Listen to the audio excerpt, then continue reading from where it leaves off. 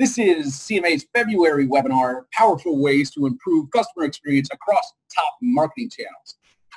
So, here we go. So why is it important to get the right customer experience? So social media today, they're constantly doing some awesome stuff. But really what they said is the most important factor that influences business growth is really customer experience. And that's true across all different realms. You know, how your customer experiences your business is going to change the way that they interact with it, how much business they do with it, and how many times they come back to it. So as we get started here, a couple of different questions. We're going to go through a couple of different questions on what customer experience is and how you start to kind of build it into your business, what it is, why it is, who they are, and what the experience is all about. And then we'll dive back into the strategy of how to do it in a simple case study around where it's going to go from there. But the first question is, do you really know your target customer? Do you? Right? And the questions that come up for you are, you know, who are they? What are their psychographics, demographics? What are their buying behaviors? What are their pain points? What do they got going on in their world that you need to know about? Because that's the way that you're going to communicate. That's the way that you're going to get to know, like, and for them to know, like, and trust you. Next question that comes up is, does my messaging resonate with the target audience I'm trying to reach? Now, and that's so crucial because does the message actually hit home for them? Does it strike a chord? Does it emotionally resonate with them? Because if you're not evoking an emotional reaction through your marketing, then more than likely, it's not doing anything for you. Now, I was involved with guys in radio, and there was this one guy in particular, and if the message didn't call, if he ran a radio ad and it didn't get complaints by 9 a.m., he would go back to the studio, recut another ad that was more egregious, more gross, more offensive, just so that people were listening and engaging. So is it really that is your message resonating with your target audience? Next question is, can my customers easily find my business as the answer to their problem, right? It's not just about being found, but is your business positioned as the solution? And that's one of the coolest things, right? People are getting extremely good at using search engines to find the information that they want. We've got voice search, we've got Siri, we've got Alexa, we've got, Google Assistant. And what's ending up happening and where things are going, like that voice search, people aren't just typing in a few words here and there. Like search engine optimization was always about key phrases, like a couple of words strung together. Now people are asking an entire question and putting that into search engines. So how easily are people finding your business, and are they seeing your business as the solution to their problem? And that's why on your website and in all your marketing that you've kind of got to align all the different pieces of the problems that they're having and the solutions that you offer. It's not just about the services or the branded services that you offer. It's how you align with the problems so that you can position them as the solution to your target audience's problems. Next, we dive into what's your customer's perception of how your business treats them. So how do you leave them feeling? And there's that quote that goes something like, everybody forgets what you said, but nobody forgets how you made them feel. So what's the feeling you get as you walk through your entire marketing process, your entire sales process? Now, there's only three parts of business, right? There's marketing, there's selling, and there's servicing. Is your marketing aligned with your sales, and is your sales aligned with your services? Are they getting the same experience as they go through the entire funnel, as they go down that buyer's journey? What's the experience that they have? Because they're going to remember how they made you feel. How many people have called up their insurance carrier and been put on hold? And then as soon as you finally get to somebody and they're like, oh, yeah, no, I can't really help you. You have to call somebody else, or you have to call your doctor back and get something. And it totally sucks. And it's just part of the experience. And everybody seems to almost come to understand that or expect that from insurance carriers, where it's just terrible customer experience. But that can't happen in your business. It's too easy to go out and write a review and really just destroy a business because there's bad reviews out there. And that's the next question is, do we provide exemplary customer service? Right? Tony Heiss from Zappos, that was his whole thing. Wow, delivering wow service. It was like, holy cow. Like, you killed this pair of shoes, you sent it back, they gave you a refund or just sent you a new pair. It was that wow experience. What are you doing to really get the people that like your business to go out and leave reviews? Because it's super simple for somebody who's mad and angry or frustrated with something that happened inside of your business for them to go online and leave a terrible, egregious review about your business because they're emotionally just kind of distraught at that moment in time, and then they get to hide behind their computers, right? They don't have to even say it to your face. This is just somebody going out there and posting a terrible review because they don't like you. How do you get your happy customers to do that? Because happy customers typically won't do that. And that's where you've got to make sure that you're balancing this stuff. And what are your reviews like? What is it like for your customers going through this? What's customer service like? And without going through it, and that's what I thought was so cool about the show Undercover Boss, is that, you know, the CEO goes back into the business undercover into kind of the frontline workings of their business to see what's going on. And it's always an eye-opener for them. But ultimately, you've got to really look at your business again, from the marketing to the selling to the servicing, and understand what is the experience that they're having as a customer goes through the entire portion of all of those parts of your business. So why do businesses truly need to be customer-centric, other than the reviews and getting more business and keeping people there? You've got to be able to engage and convert that person into a customer. This is about marketing and selling, and it's driven by understanding your customer, their problems, and how your products and services meet their resolution. That's really a cool exercise to kind of go through, is to really look at the features, functions, and benefits of your business, and then how does it align to each of your different target avatars and your customers, who they are, what are the problems that it meets and exceeds and solves. And this really needs to kind of become more strategic. Instead of this just kind of falling into place, you need a customer experience strategy. And that's going to include elements from technology, marketing, back office, operations.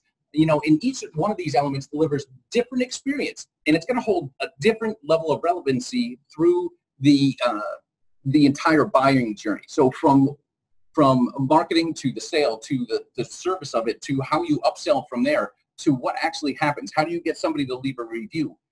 All of those different pieces start to fall into place. And you see, like, this customer experience. You know, I recently took my daughter to an urgent care and had a great visit. Not that it was great to be there, but the nurse was fantastic. The doctor was great. They texted me right afterwards and asked how my service was. And then a few days later, they actually followed up and asked how my daughter was doing and if I needed to talk to the doctor again. And that's all part of the customer experience. So it's going all the way through that. How do you stay engaged? How do you bring people in? And how do you provide that wow service? Because at this point, we're predicting that in 2020, personalized marketing is going to become even more developed through linking data and content while respecting customers' privacy. Now, there was always, I always find it funny because a lot of projects that we do, we include retargeting or remarketing on. And that's those ads that kind of follow you around after you visited a website. And that's where customers' privacy always comes in. It's, you don't want to be invasive because of the amount of data that you now have access to, but it's ways that you can do it such that it doesn't feel creepy. And that's really the key to it, is making sure that you remove the creepy side of it, but you still provide the customer service. You still stay not in their face, but you still follow up with them. You engage with them, and you kind of inspire them to take action. So now we're going to go through a couple of powerful ways to improve customer experience across top marketing channels. And we're going to start with social media. So knowing your ideal customer, and we're going to hammer this. So you see this through a lot of our different webinars. Understanding who you're talking to is super critical to your business. Understanding their age, their gender, what industries they're in, the size of businesses they work for, what are their pain points, their behavior patterns, motivations, business goals. Understanding that really gives you their buyer persona, right? This is also known as a customer avatar, but it's really being able to say, when in all of your marketing, one of the hardest things that you can do is really shift from this broadcast approach where you're just shouting and you're telling the general public, to actually speaking to one individual. So they know it, they feel the message. And that's how you get a message to resonate, is when you can put a message out there that resonates with one single person. It's almost marketing as if the person is right across the desk from you and you're just talking to them. It's just a conversation. And have you ever had that feeling where you're like, you're listening to somebody speak, but you're like, I know you're talking to me. This resonates so deeply with me that message was exactly for me. If you were, I've seen that in books, I've seen it in movies, I've seen it in lots of different things. It's because they got their buyer persona right from the beginning. Next, serve content to satisfy customers. Once you have this persona research, and this is going to really help guide your key messaging so that you can write that message that really resonates with people. And then what you need to do is be able to carry that across multimedia. So from videos to photos to blogs to social posts, all these different things need to have that message that's ingrained in it that ties directly to your buyer persona. Next, you're going to tailor that content for different social media platforms. Like I said, having different types of media, like using Facebook and having different types of posts in there, leveraging Twitter, LinkedIn, Instagram, videos on YouTube, leveraging IGTV and Instagram in the same kind of vein, in being able to put this content out there. This is how you become omnipresent. And it doesn't have to take a ton to do it, but you really want the experience to be like Burger King's old saying, like, get it your way, right away. And it's however your target avatar wants to consume the information, you've got to serve it up and tee it up in a way that it's easy for them to do, that it's part of their natural progression. Most people think that they're just going to put out a blog, put it on their website, and then that's it, that people are just going to swarm to it, and it just doesn't work that way. You've got to be in front of the right people at the right time with the right message on the right platform that they're already on, right? So you don't want to change their behaviors. You want to be able to kind of create a hook story and offer that's going to hook their attention, drive a story as to what they want to do, and then the offer is to click to your website to read more. And that you're going to happen on all these different social platforms. Here's a piece. I love this because this is one of the hardest things for people to truly get. Everybody's so good at broadcasting, at just putting stuff out on social media and out on their website, and really just, doing the shotgun approach and putting it out there. And one of the hardest things to do, and I do this, I've got 4 kids, so I know how hard listening is, because I've got to tell them 8 or 9 times to put their lunch away, to do the dishes, to close the door. Social listening is also part of that. Understanding what people are saying about your brand on social media platforms. What are they saying? What are they talking about? What's the conversation that's going on? And you need to be able to stay connected so that you can respond quickly to comments in a personalized way. I've seen, in the past where people managing or agencies managing social media platforms for their clients would just have a canned answer for each of the different times that somebody posted a negative review or they posted something. And that canned answer just became so generic, and everybody knew that it was canned, that it wasn't really the company responding. And that's part of your customer experience.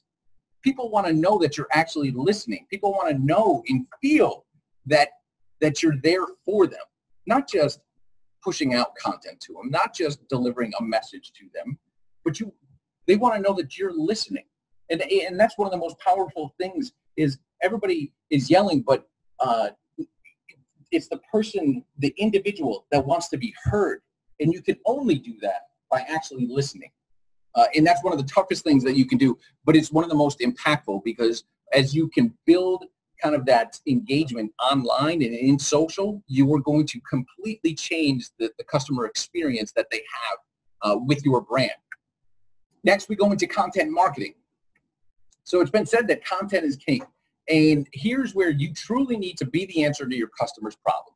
So elevate your content marketing strategy by creating content that speaks to the customer and addresses their needs. So if you don't know who they are, and again, we're going to hammer on this every single time, know who they are. If you haven't written out your customer avatar, that's step one. And that's why we put that up front. Know who they are. What are their pain points? What are the different needs that they have? Then, framing content in a way that it kind of moves them down a progression, right? We're walking them down a path. And there's different ways to think of that, right? So the buyer's journey is about awareness, consideration, and decision. It's how do you get them to be aware of who you are, consider you as an option to the solution to their problem, and then finally get them to take action and decide to say, yep, this is it. And I always kind of use the headache of, or the kind of the analogy of headaches. You know, somebody's out looking for a problem, they're saying, I got a headache. And what they're going to find is kind of the generic solutions for a headache. And that's, you know, medicine or acetaminophen, which is real, you know, or ibuprofen, which is consideration. And then you start kind of moving into the branded stuff where it's Advil, Tylenol, and that kind of stuff. And they get to make a decision. But it's how do you lead them down that path so that they know who you are, they get to like what you do and who you are, and then they get to trust you. And that's where the decision starts to get made. So it's about building that knowing, liking, and trusting. It's about building the awareness, consideration, and decision stages of content, of all different types of content. And that can be blogs, videos, social posts. And as you put those different pieces out there, it's going to resonate with different people because they're all at different stages of the funnel.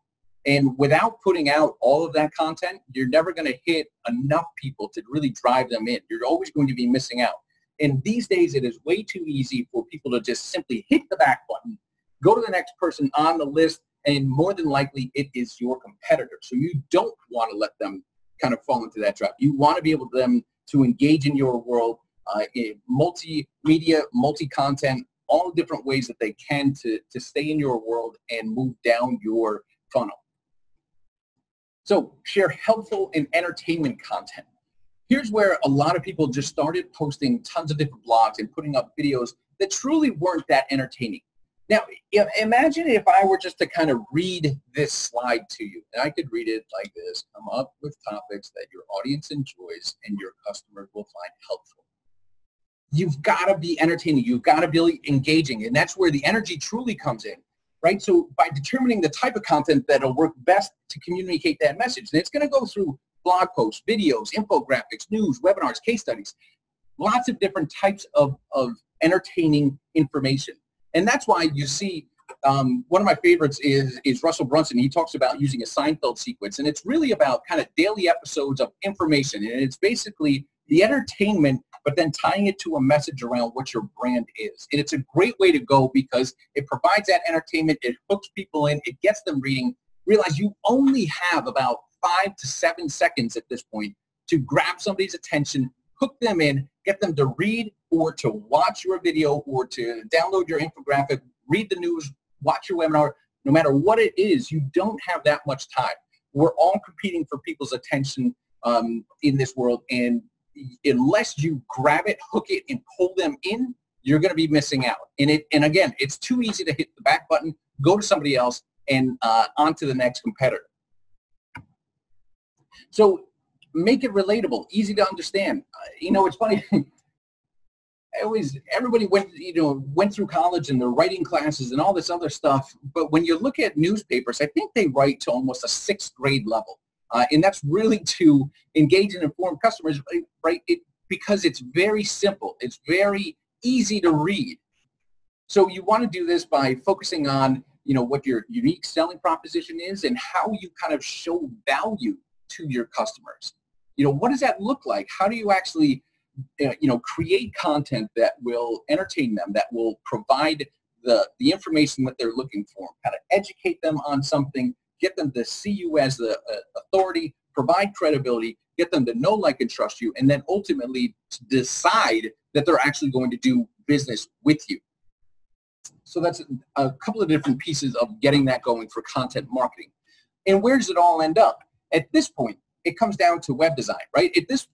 We still believe that the website is truly the center of your marketing universe. And no matter whether you're handing out a business card, you're at a trade show, you're driving by a billboard, you hear something on the radio, you're talking to somebody, it all culminates in saying, hey, yeah, I'll go look you up online. I'll go check out your website. So website design is crucial to actually engaging people, and is a massive pain point for a lot of different people in the customer experience portion of this. So when we look at it, website design, we're creating a customized experience. And this allows you to give your visitors a unique experience that's tailored to them based on their location, their interests, their behaviors, and other characteristics. And this is really called personalization. And that goes back to the prediction in the beginning where we said that personalization is truly going to be one of those leverage points in 2020 where you can take the data and link it to the information that's on your website so that as people come back to it, the information that's displayed is what they're looking for. And that was one of the biggest realizations in email marketing. And I've been doing this for 20 years. So I was at the very beginning stages of email marketing. It was you got a list and you just broadcast stuff out. Then we started saying, well, some people didn't want to read about this one piece. They wanted to hear about this. And then we started segmentation.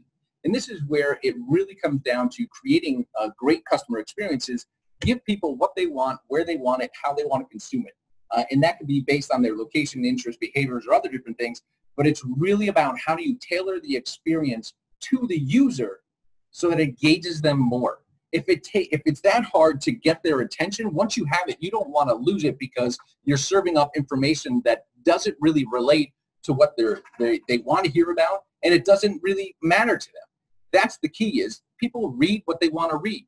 It's like the radio. If you're skipping through the channels on a radio, and I'm old school. I remember the dials where you used to have to kind of spin the dial and the red line used to move across the radio. If you landed on a channel that came in and you didn't like it, you just changed the channel. So if you're not getting the information to your visitors, your customers that they want, it's easy for them to change the channel. So we do this by really making sure that it's a pleasing design, that it's easy to navigate, and that it's built on the latest technology. Why that's important, right? Pleasing design. Okay. Design is subjective, but design really exists for one reason. That's to persuade or inspire somebody to do something, right? The persuasion piece comes in design where your eyes go. It becomes an eye-tracking thing. Like, how do you look at a website? Where do your eyes go, and what happens next? Then it's got to be, easy to navigate. I've seen websites where I couldn't find the contact information. I couldn't find the services that I was looking for. I couldn't find the products I was looking for. And it becomes a nightmare. So it's easy for me to hit the back button, go to the next listing. It's their competitor, but their website was super easy to use. That's why Google has nothing on it. Have you ever noticed that? I remember back it was probably 1998, Google had actually tried to be more like Yahoo, and they had a whole bunch of different news and all this other stuff. And everybody that used Google, that loved Google for what it was, complained. They're like, no way, put it back. Like, go back to just the name Google and the search bar, and that's all you want. And they've gone back to that, and they've lived up to that. It becomes very easy to navigate. It's very pleasing to look at, and it's super fast to load. Now, load times have become more and more prevalent in how your site ranks from a search engine optimization standpoint because Google has such a heavy emphasis on mobile. With everybody walking around with this crazy computer in their pocket called a cell phone, how fast your site actually loads up is going to determine your rankings as well. Not just what's on your page, not just what your page is about, not just your search engine optimization and the key phrases, but how fast it loads. Because what they find is that Google will really look at not just how long somebody spends on your site, but they're looking at how fast somebody hits back. And if they're hitting back, it's either because they didn't have a good experience on your website, it wasn't what they were looking for, or it didn't load. And you can kind of run it all those, right? So Google will actually go and do load time testing on your website to see how fast does it actually load, especially on desktop, mobile, and on iPads and other tablets. So making sure that those three, easy to navigate, pleasing to look at, and fast load times are crucial for your website. Another cool piece, live chat. Now, I've worked with a ton of car dealers, and when live chat first came out, they went crazy with it because it was another way for them to almost kind of stalk the visitor. And you could just push a live chat pop-up onto the screen, and all of a sudden it was there. And it's like, walking in the showroom room, all of a sudden, all these salespeople walk up to you. Hey, do you need help? You looking for a car? What are you doing? Live chat on your website now is at the point where many people have come to accept it and come to expect it. And it's an easy way for people to get quick information without having to go through your website. Now, live chat is great because you can have it on or off, depending on if you're in the office or out of the office. You can have somebody manning it, and then you can really chat with them in real time. What's great about it is when you start, if you use the information from it, when you start compiling the list of frequently asked questions that you get on live chat, you can start making improvements to your business and to your overall customer experience. So it's, again, another way to collect data in real time to better your customer experience and get them the information that they want faster, make your website better, and provide that superior customer experience. Next, like I said, this goes back to that load time thing. Make sure that your website is mobile friendly. If it isn't optimized for mobile use, users are 5 times more likely to abandon the task that they're trying to complete. 5 times. That's an incredible statistic, because if you notice, like, your website, the point of your website is really so that you have a salesperson out there that's going to be marketing and selling your products or services 24 hours a day, 7 days a week, 365 days a year, never takes a break, never takes a vacation, never calls in sick. If it's not showing up well on mobile, if it's not mobile friendly, if it is not easy to use on a mobile phone or tablet, then you're going to be missing out. Again, way too easy to hit the back button. And just statistically speaking, if people are 5 times more likely to abandon the task they're trying to complete on your website if they have a poor mobile experience. And now again, that just doesn't stay with the mobile experience. More than likely, they're not going to come back to your website on desktop when they're actually going to make a purchase, right? Not everybody's making purchases or making inquiries through their mobile phone. A lot of people are just kind of doing their research while they're commuting, while they're running around, while they're taking their kids to soccer practice, or they're waiting for their practice to end or whatever. A lot of their research gets done on the mobile phone, but then completed on desktop. And if they have a terrible experience on mobile, it is less likely that they're actually going to go to your desktop site and actually complete the transaction. Next, mobile apps. So mobile apps are awesome, right? So being able to create a great experience when you're using your app is paramount, because it's too easy for people actually not to even go back and use your app. So when you create an app, start with the user persona. And again, starting with the end in mind, starting with who's going to be using this, pay attention to what users are searching for in a mobile app experience. So what are their pain points? What's the problem that they're trying to solve? Why your app? What are they going to do with it? How easy is it for them to get through all of this stuff? So build apps that are easy and intuitive. Again, much like your website, you want to make sure that navigation is intuitive, that you don't have to think about it. You don't have to be like, well, what does that mean? Or what do you think is going to be under that submenu? You want to make sure that it's easy, it functions well, customers are going to stay with your brand or whatever else your app is providing. And you want to actually engage them here.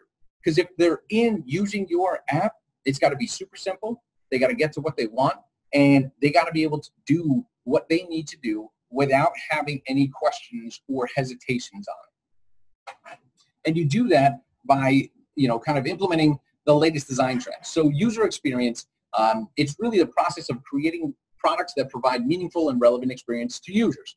So this involves the entire design process, and it integrates the products, including branding, design, usability, functionality. All these different pieces come together to create a great user experience. Now, whether you're building apps or whether you're not, this can be implemented throughout everything that you do in marketing, in sales, in servicing, because all of these different pieces, the branding, design, usability, functionality, those all translate through the user experience, the customer experience. So let's go through a customer experience case study. This is Rogers High Fidelity, and they are a manufacturer of high-end audio amplifiers. So the goal here was to really create a suite of iPhone and iPad compatible apps for its Bluetooth-enabled line of amps. Now, we've begun this process, and what we started to do was really launch an app for their integrated amplifier. And this was really it was kind of an add-on for the apps that they already had, but it was kind of a differentiator in their industry because no one else was doing this. So when we look at what the competition's doing, it's how can we kind of provide a better customer experience in one that, maybe they're not expecting. So with the launch of the app, we also then kind of were brought back in to launch 3 more apps for new amps. And then each of those different 4 amps was, or apps was similar, but it controlled different things out of Roger's product line. Now, as we start to build these things out for their Bluetooth hardware, right, we were able to start testing. And here's where being able to understand your customer experience comes through. It starts with, okay, defining who they are and then what are their problems, what is the experience you want them to have, but then you got to test it. And that's where testing and measuring really truly comes in, so that you can provide the perfect environment for them. We actually spent 6 months in the development process through testing this thing out. And since Rogers apps, their users were going to be using these apps all at the same time, we took, a few extra steps in testing out for several months to ensure that it was a seamless experience. Again, there's no reason not to go through, whether you're launching a website, whether you're launching a social campaign, whether you are building out an app, whether you're building out an experience for your customers, go through the time of testing it. Make sure you punch holes in it. Don't just roll this out to every single person without ever having people run through it. And really look at the UI design process to ensure that that this could scale. And that was one of the things that we had to make sure that was right for Rogers was, having different screen sizes, having different orientations. Like, so when you rotate it, how did the buttons lay out in those things? It comes down to understanding it, those small details of how it actually works that changes how things go. So once we launched it, we started tapping into customers what they wanted, and gave the company a unique lead in the industry. And that's the thing. It's just, how does your experience actually set you apart from your competition? So we went on to actually launch these 4 apps. We actually entered these in for a design competition for the New Jersey Communications Advertising and Marketing Association, and won an award for it. But it's because we started with the customer experience first. We started strategically, not just leaving it up to chance. We understood the buyer persona. What are their problems? What are their challenges? What are their pain points? What are they expecting in this? And what's that experience going to be like? And then finally testing it, measuring it, trying it out, finding out what people like, what didn't work, trying to think of what all the different pieces that could go wrong. And we come out with a great product. That's really where you want to be, is really understanding who they are, what they want, and what is their experience going to be. And as we wrap things up here, a couple of different things. There are many ways in business that can drive customer experience, and that feeds to the bottom line. Ultimately, it comes down to believing that being customer-centric is the right way to run a business. But so think about that, right? If you can't get a customer, then you can't keep the customer. If you can't keep the customer, then you don't have a business. So make sure that the value you're adding to your customers or your employees is truly aligned with who they are, what they want, and where you want them to go. This is your biggest piece of influence in it, is truly laying out what is the customer experience. And now most people will sit there and they'll have a vision for their business. They'll have a mission for their business, but they won't truly map out what their customer experience is actually going to be. So at this point, I want to open it up to questions. I want to respect your time. I know it is 1:04. If you are interested in learning more, definitely, we've got a couple of different options for you. You can hit me up for a free strategy session. Find us on Facebook, Twitter, LinkedIn, Instagram, YouTube, and even TikTok. And it's funny enough, we just had somebody call in and ask us if we represent influencers on TikTok. No, we don't, but if you're looking for customer experience, if you're looking for websites, blogs, webinars, videos, if you are looking to grow your business and you want to understand how the customer experience is definitely changing inside your business or where it can go, don't hesitate to reach out to us. Look us up on cmasolutions.com. At this point, I want to thank everybody for joining me today. I look forward to seeing you on next month's CMA webinar. I'm Dan Beldowitz. This is CMA Solutions, and have a great day.